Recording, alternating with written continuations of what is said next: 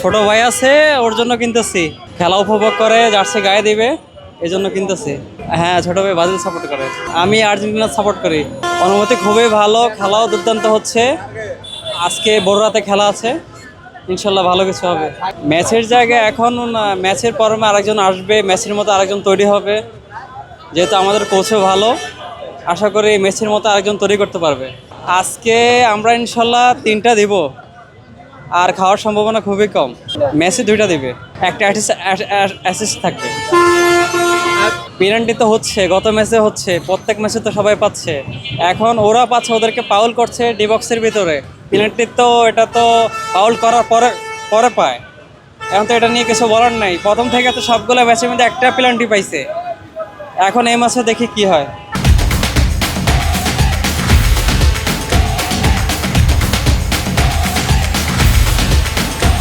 সবাই দেখতে পারতেছে কমিটির টিম কিভাবে ওরা সবার সাথে খেলে তো উপরে উঠতেছে, খেলার পারফরমেন্স ভালো দেখে, আর ওরা র্যাঙ্কে আছে প্রথম। তাহলে তো ওদের খেলাধুলা ভালো হচ্ছে। কমিটির এটা তো ভুল কথা, এটা হচ্ছে মন গড়া কথা।